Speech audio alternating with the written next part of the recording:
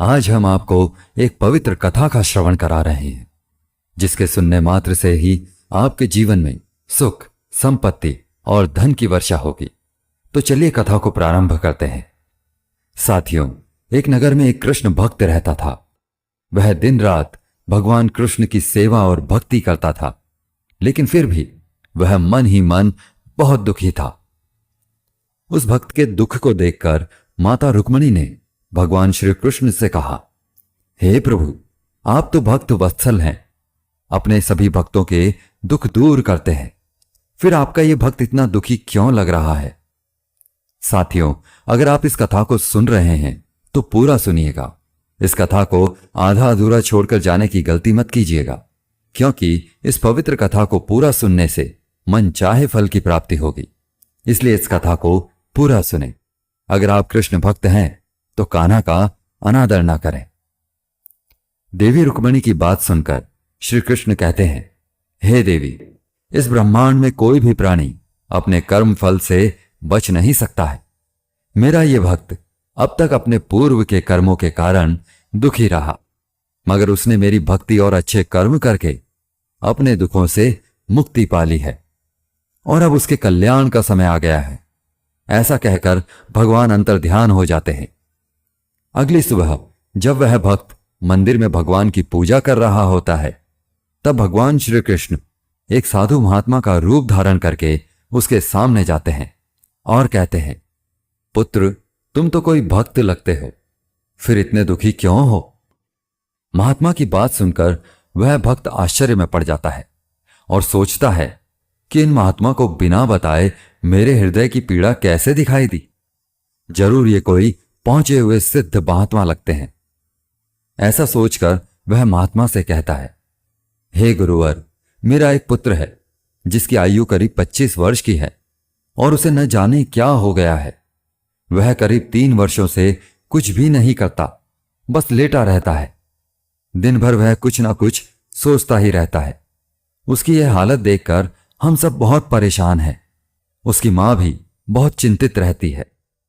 हम सब ने कई तरीके अपनाए, कई योजनाएं अपनाई, लेकिन कुछ भी काम नहीं आया। हमने कई बार उससे बात तक करने की कोशिश की, लेकिन वह हमसे कुछ भी नहीं कहता।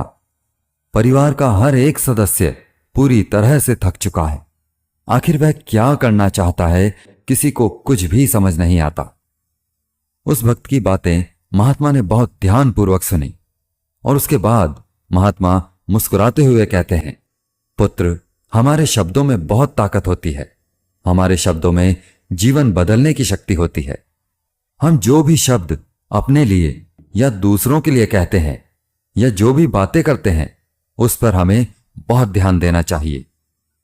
महात्मा का उपदेश सुनकर भक्त थोड़ा सा गंभीर हो गया। उसने काफी देर सोच विचार किया और उसके बाद उन महात्मा से कहता है, हे गुरुवर, अगर ऐसी बात है तो आप मेरे साथ चलिए, और जैसा कि आप कह रहे हैं कि शब्द सचमुच जीवन बदल सकते हैं, तो क्या आप मेरी सहायता करेंगे? इस पर महात्मा मुस्कुराते हुए उस भक्त के साथ चल पड़ते हैं। वह भक्त महात्मा को एक खेत में लेकर जाता है और अपने पुत्र की तरफ इशारा करते हुए कहता है, हे गुरुवर, यही मेरा पुत्र है जो पूरे गांव में आलस और मक्कारी के लिए प्रसिद्ध है। आप कहते हैं कि शब्दों में वह शक्ति है जो हमारा जीवन बदल सकती है, तो क्या आपके शब्द इसका जीवन बदल सकते हैं? अगर यह सत्य है तो आप इसका जीवन बदल कर दिखाएं। महात्मा ने उस युवक को देखा। वह एक पेड़ की छांव में आराम से सो रहा था। महात्मा उस युवक के पास पहुंचे और आराम से उसके सर पर हाथ फिराते हुए कहा, उठो पुत्र, बहुत देर हो चुकी है। यह सोने का समय नहीं है, यह तो जागने का समय है। उन महात्मा की आवाज सुनकर वह लड़का थोड़ा अचरज में पड़ गया। आखिर कौन है जो मुझे इतने प्यार से जगा रहा है? वरना सभी गांव वाले तो मुझे आलसी और मक्कार ही कहते हैं।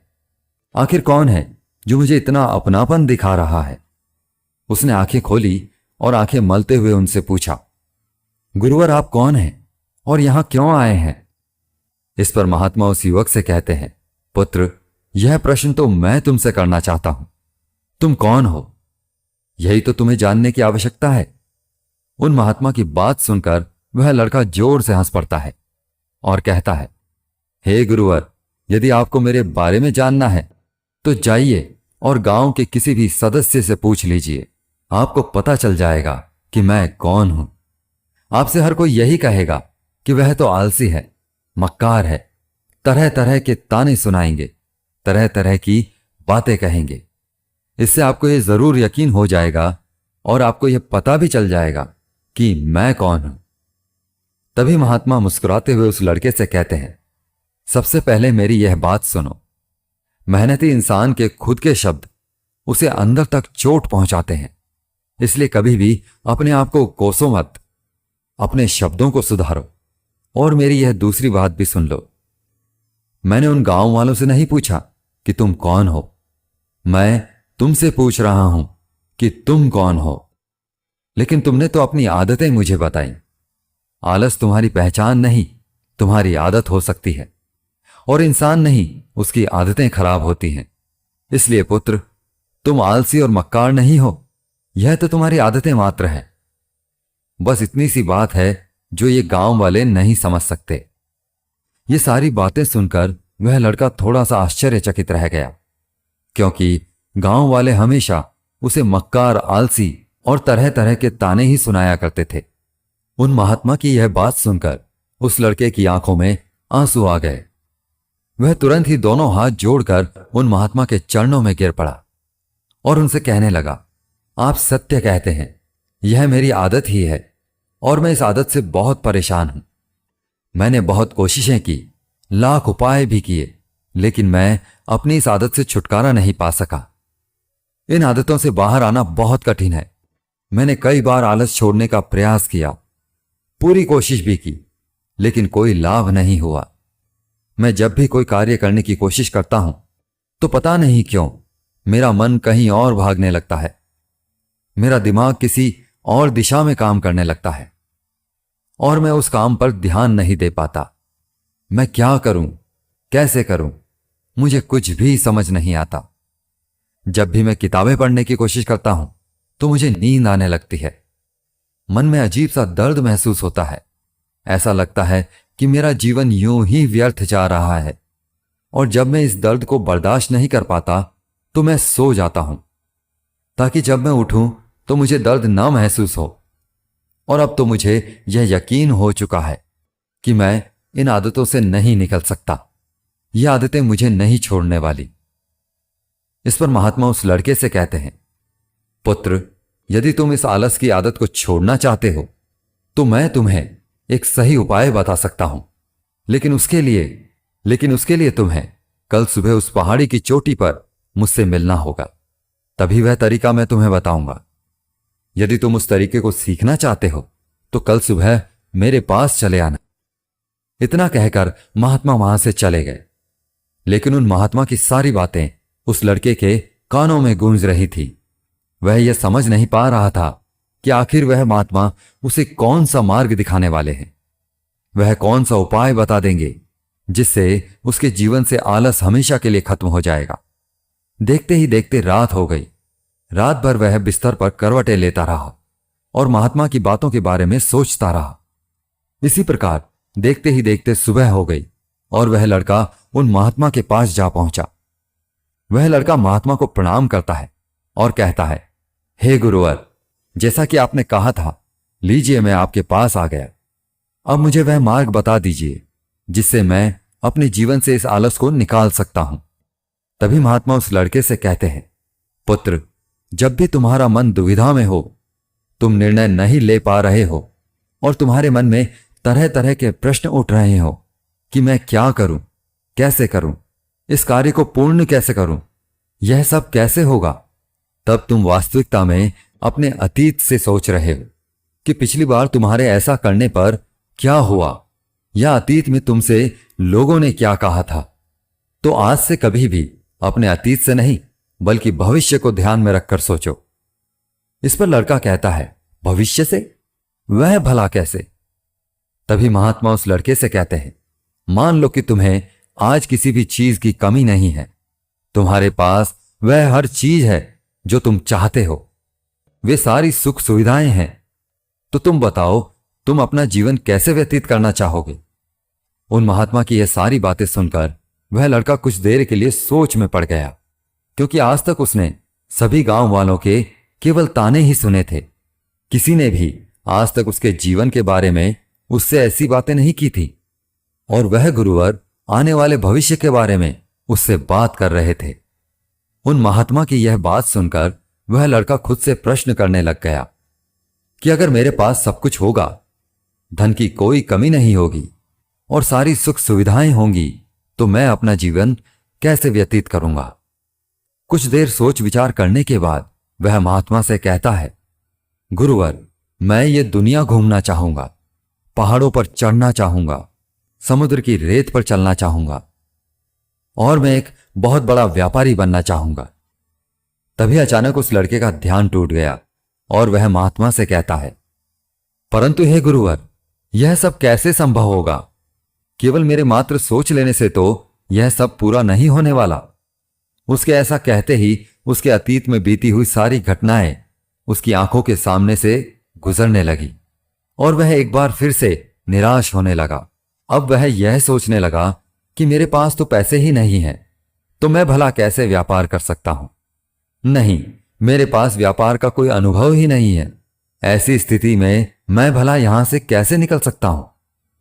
उस लड़के के इस प्रश्न का जवाब देते हुए वह महात्मा उस लड़के से कहते हैं, हर रात को सोने से पहले तुम अगले दिन का अपना एक लक्ष्य कागज पर लिख लो और सुबह उठकर सबसे पहले उस लक्ष्य को देखो और सोचो कि उस लक्ष्य को पाने के लिए तुम आज क्या कर सकते हो, और जो भी तुमने उस कागज पर लिखा होगा उस कार्य को उसी दिन पूरा करने की हर मुमकिन कोशिश करो। इस पर वह लड़का कहता है, ठीक है, आप सच कह रहे हैं, लेकिन जब मैं बहुत सोचने लगता हूं तो मेरा मन बेचैन हो जाता है और मन में तरह तरह के विचार उठने लगते हैं, और इन विचारों को शांत करने के लिए मैं सो जाता हूं ताकि वे विचार मुझे परेशान ना कर पाए। उस लड़के की समस्या का समाधान करते हुए वह महात्मा उस लड़के से कहते हैं, पुत्र, अंतर्मन की चाल को पकड़ो और शब्दों की मदद से नया भविष्य बनाओ। तभी लड़का कहता है, हे गुरुवर, आप क्या कहना चाहते हैं? मैं आपकी बात समझ नहीं पा रहा। इस पर महात्मा मुस्कुराते हुए कहते हैं, पुत्र, कैसे होगा? यह जो सवाल है यह सवाल नहीं बल्कि एक डर है जो तुम्हारे अंतर्मन में बैठा है, जो तुम्हें अगला कदम लेने से रोक रहा है, तुम्हें कदम आगे बढ़ाने से रोक रहा है। यदि तुम वास्तविकता देखो तो किसी को भी नहीं पता होता कि वह कार्य कैसे होगा, लेकिन एक इंसान जब दृढ़ निश्चय कर लेता है तो वह अपने उद्देश्य को सामने रखकर लगातार प्रयास करता रहता है और वह अपनी सफलता प्राप्त कर ही लेता है। तभी वह लड़का महात्मा से कहता है, हे गुरुवर, अगर ऐसी बात है तो मन में बार बार चिंता क्यों होती है? मन बार बार बेचैन क्यों होता है? इस पर महात्मा कहते हैं, पुत्र, क्योंकि तुम्हें डर है कि तुम कमजोर हो, तुम्हारे अंतर्मन में बैठा है कि तुम में कुछ कमी है, तुम किसी काम के नहीं हो, और यही कारण है कि तुम कोशिश करने से डरते हो, क्योंकि तुम्हारा अंतर्मन हमेशा तुम्हें रोकता रहता है। जब भी तुम कोई कार्य शुरू करना चाहते हो तुम्हारा मन तुमसे पहले ही कह देता है कि इससे आगे मत बढ़ना, अन्यथा तुम हार जाओगे, और इसी कारण तुम्हें चिंता होने लगती है, तुम्हारा मन बेचैन होने लगता है। तभी वह लड़का कहता है, हे गुरुदेव, आपने जो कुछ भी कहा वह बिल्कुल सत्य है, लेकिन अब आप ही मुझे बताइए कि मैं इस परेशानी से बाहर कैसे निकलूं? इसका जवाब देते हुए वह महात्मा कहते हैं, पुत्र, इस समस्या का समाधान बहुत ही आसान और सरल है। तुमने देखा होगा कि अक्सर ही हम अपने आप को दोष देते रहते हैं, अपने आप को तरह तरह के अपशब्द कहते रहते हैं जो हमारे अंतर्मन में जाकर बैठ जाते हैं और वही हमें आगे बढ़ने से रोकते हैं, और इन शब्दों का हम पर बहुत ही गहरा प्रभाव पड़ता है, क्योंकि जैसा हम खुद से कहते हैं, जैसा हम पूरी भावनाओं के साथ सोचते हैं, हम वैसा ही बनते चले जाते हैं। इसलिए यदि तुम खुद को बदलना चाहते हो ताकि तुम भी काबिल बन सको, तो तुम्हें अपने अंतर्मन को नए संदेश देने की जरूरत है। जैसे कि मेरे शरीर का हर एक कोना, हर एक हिस्सा, हर एक विचार शांति और ऊर्जा से भरा हुआ है। मैं दृढ़ संकल्प और आत्मविश्वास के साथ हर दिन के लक्ष्य को पूरा करता हूं। मैं अपनी कमजोरी को अभ्यास में बदलता हूं, चिंता को ध्यान में बदलता हूं। मैं उत्साह और ऊर्जा से भरा हुआ हूं, लगातार अपने लक्ष्य पर काम करता हूं। ऐसे शब्द जब तुम खुद से कहोगे तो तुम शक्तिशाली महसूस करने लगोगे और तुम्हारी सारी चिंताएं खत्म होने लगेंगी, क्योंकि यही शब्दों की ताकत है। वो तुम्हें वही बना देंगे जो तुम खुद से कहोगे। तुम जितनी भावनाओं के साथ यह वाक्य बोलते हो, उसे महसूस करते हो, उतनी ही भावनाओं से यह शब्द तुम पर असर करना शुरू कर देंगे। धीरे धीरे ये शब्द तुम्हारे मन और व्यक्तित्व की सोच का हिस्सा बन जाएंगे।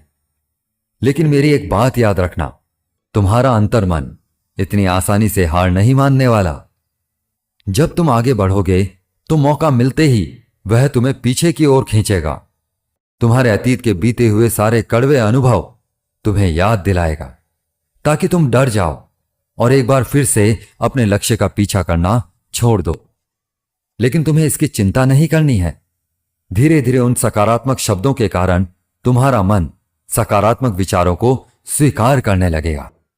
आगे वह महात्मा उस लड़के को चेतावनी देते हुए कहते हैं, मेरी एक बात और याद रखना कि तुम्हारा ध्यान आलस पर नहीं होना चाहिए।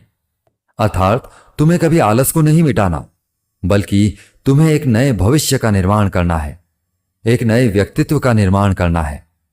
तुम्हारा पूरा ध्यान केवल इसी पर होना चाहिए। उन महात्मा की बात सुनकर लड़का कहता है, ठीक है गुरुवर, आप जैसा कहते हैं मैं वैसा ही करूंगा। तभी वह महात्मा उस लड़के से कहते हैं, पुत्र, अभी तो मैं इस गांव से जा रहा हूं, लेकिन कुछ वर्षों बाद मैं वापस आऊंगा। इतना कहकर महात्मा वहां से चले गए और वह लड़का अपने घर लौट गया। लेकिन अब उस लड़के के मन में तरह तरह के विचार चल रहे थे। वह लड़का यह सोच रहा था कि अगर मैं अपनी मनपसंद की जिंदगी जीने लगा, अगर मैं दुनिया घूमने लगा, नए लोगों से मिलने लगा और अपनी पसंद का काम करने लगा, तो मेरी जिंदगी कैसी होगी। उस बात को ध्यान करके उसने एक कागज पर अपना लक्ष्य लिखा और लिखकर सो गया। अगली सुबह जब उसने आंखें खोली तो सबसे पहले उसने उस कागज पर लिखा हुआ लक्ष्य एक बार दोहराया। उसके बाद वह कुछ देर के लिए शांत हो गया। तभी उसे उन महात्मा की बात याद आई कि तुम अपने लक्ष्य के लिए आज क्या कर सकते हो। उसने खुद से सवाल किया कि मैं आज अपने इस लक्ष्य को प्राप्त करने के लिए क्या कर सकता हूं। तभी उसने एक बार फिर उस कागज की तरफ ध्यान दिया। उस कागज पर लिखा था कि मैं बाजार जाता हूं और दूसरे लोग व्यापार करने की कौन सी चीज, कौन से सामान लेकर आते हैं, उन चीजों को देखता हूं, उन चीजों का पता करता हूं। वह पढ़ने के तुरंत बाद ही व्यापार चला गया। वह अलग अलग दुकानों पर बैठा। उसने देखा, लेकिन उसे कुछ समझ नहीं आ रहा था, क्योंकि लोग अलग अलग व्यापार कर रहे थे, अलग अलग तरह की चीजें और सामान खरीद रहे थे। किसी ने उसकी कोई मदद नहीं की। वह बहुत उदास हो गया और निराश होकर वापस घर लौट आया। तभी उस लड़के को उन महात्मा की एक और बात याद आई। शब्दों में बहुत ताकत होती है और शब्द हमारा जीवन बदल सकते हैं। उसे वह सकारात्मक विचार याद आए। वह उन्हें सुबह शाम दोहराने लगा और अब से वह हर दिन ऐसा ही करता। देखते ही देखते 1 महीना बीत चुका था, लेकिन अब तक उसके जीवन में कोई बदलाव नहीं आया था। अब वह लड़का यह सोचकर निराश होने लगा था कि उसके जीवन में तो कुछ भी परिवर्तन नहीं हो रहा है। लेकिन 1 महीने के बाद उसे महसूस हो रहा था कि वह पहले से अच्छा महसूस कर रहा है। उसका दिमाग अब अच्छी तरह से सो पा रहा है। वह पहले से ज्यादा चलने फिरने लगा है। धीरे धीरे उसे समझ में आने लगा कि जो लोग आगे बढ़ते हैं, महान काम करते हैं, उनकी सोच में कितना अंतर होता है। वे लोग हमेशा शक्तिशाली विचार सोचते हैं। दूसरों की छोटी सोच और डर से वे कभी भी प्रभावित नहीं होते। जब भी उनके सामने कोई मुश्किल आन पड़ती है तो वे घबराते नहीं, बल्कि उस समस्या का समाधान निकालते हैं। वे समस्या के समाधान पर ध्यान केंद्रित करते हैं, समस्या पर नहीं। वे कभी किसी का इंतजार नहीं करते। वे केवल खुद पर विश्वास करते हैं और तुरंत ही कदम आगे बढ़ाते हैं। जब उस लड़के को ये सारी बातें समझ में आने लगी तो उसने भी धीरे धीरे अपने कदम आगे बढ़ाने शुरू किए। उसने बिल्कुल वैसा ही व्यवहार करना शुरू किया। अब से वह कभी खाली नहीं बैठता था। जब भी उसका मन करता वह बाजार जाता और लोगों के बारे में जानता समझता कि वे किस प्रकार से व्यापार कर रहे हैं, कौन सी चीज खरीद रहे हैं और किन चीजों पर उन्हें लाभ हो रहा है। और जब उसका मन करता तो अपने पिता की मदद भी करता। वह अपने पिता के साथ मंडी में जाता, वहां पर जाकर मोल भाव करता, हमेशा कुछ न कुछ सीखने में ही जुटा रहता। तभी एक दिन गांव में एक मसाले का व्यापारी आया। उसे कुछ पढ़े लिखे नौजवानों की जरूरत थी जो माल की गिनती कर सकें और हिसाब किताब रखने का काम कर सकें। वह लड़का अपने लक्ष्य को जानता था कि उसे क्या पाना है। उसे समझ में आ गया था कि इस काम से उसे बहुत कुछ सीखने को मिलेगा। वह जानता था कि उसे उस काम के बहुत कम पैसे मिलेंगे, लेकिन फिर भी वह उस काम को करने के लिए तैयार हो गया। अब उस लड़के की सोच पूरी तरह से बदल चुकी थी। अब वह बाकी लोगों की तरह नहीं सोचता था। वह बहुत ईमानदार और समझदारी से काम करता था। देखते ही देखते करीब 3 महीने बीत गए। अब व्यापारी यह समझ चुका था कि यह नौजवान बहुत ही समझदार है और वह उसे व्यापार में बहुत मदद करता है। इसलिए उस मसाले के व्यापारी ने उस लड़के को अपना सहायक बना लिया। उस व्यापारी ने देखा कि इस लड़के की दिनचर्या सबसे अलग है। यह हर दिन पढ़ता लिखता है, सुबह उठकर ध्यान करता है, नई नई चीजें सीखता है, परेशानी आए तो भी विचलित नहीं होता। यह सबसे सम्मान से बात करता है, सबका आदर करता है। देखते ही देखते 1 साल बीत चुका था और अब तो व्यापारी उस नौजवान से बहुत खुश था। उसने धीरे धीरे उस नौजवान को व्यापार के सारे गुण सिखा दिए और देखते ही देखते वह लड़का अब एक छोटा सा व्यापारी बन चुका था। और जब उस लड़के के अंदर व्यापार की समझ आ गई तो उसने जड़ी बूटियों का एक व्यापार शुरू किया और देखते ही देखते केवल कुछ ही वर्षों में उस नगर का सबसे बड़ा व्यापारी बन गया। लोग उसे सबसे बड़े व्यापारी के नाम से जानने लगे। उसका नाम दूर दूर तक फैलने लगा। करीब 5 वर्षों के बाद वह वापस अपने घर लौटा तो लोग बहुत हैरान थे। उसे देखकर लोग बहुत अचंभित थे। उसके सारे जानने वालों ने उस लड़के से पूछा, तुम इतना कैसे बदल गए? तब उसने कहा, उन महात्मा ने सच ही कहा था, हमारे शब्दों में बहुत ताकत होती है। शब्दों से हम जीवन बदल सकते हैं। वैसे आपने आज के इस वीडियो से क्या सीखा, मुझे आप कमेंट में जरूर बताइएगा। आशा है कि आपको यह वीडियो बहुत पसंद आया होगा, तो वीडियो को लाइक करके अपने दोस्तों के साथ शेयर भी जरूर कीजिएगा और हमें ऐसे ही सपोर्ट करने के लिए चैनल को सब्सक्राइब करके घंटी जरूर दबा दें। तो मिलते हैं अगली वीडियो में। तब तक के लिए स्वस्थ रहें, प्रसन्न रहें। धन्यवाद। जय श्री राधे कृष्ण।